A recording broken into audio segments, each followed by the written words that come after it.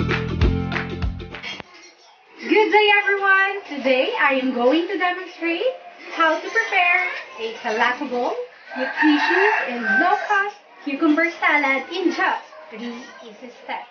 But before anything else, let me remind you once again with the standard procedures that you should never forget before salad making. First, thoroughly wash all the ingredients needed. Second, use gloves or utensils to handle ingredients. And third, don't forget to wear your PPE. Our hairnet, our apron, and of course, our gloves and face mask. Here are the tools needed. We need mixing bowl, bowls,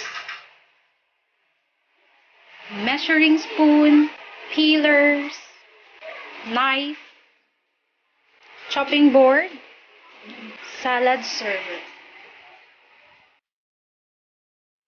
And for our ingredients, we need 1 piece large cucumber, sliced,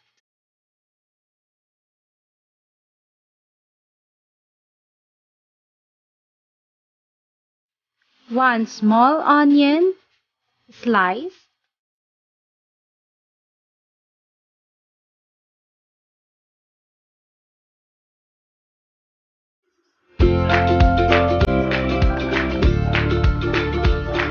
2 pieces of tomatoes, sliced,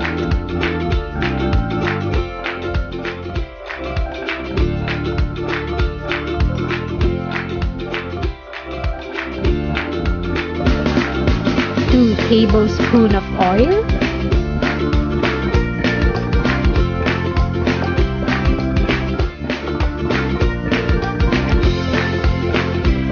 1 tablespoon of vinegar,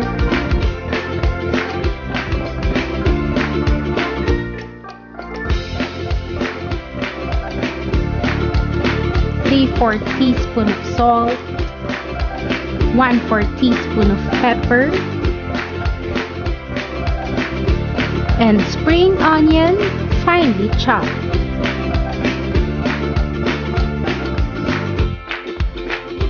For the procedure, first, combine the sliced cucumbers, tomatoes, and onion in a large bowl.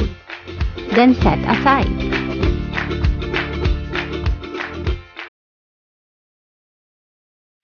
Second, for our dressing, stir together the oil, vinegar, salt, and pepper until well combined.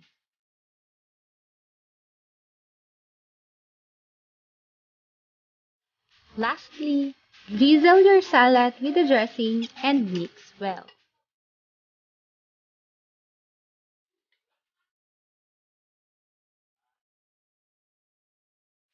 You may now proceed to plating and arrange it aesthetically.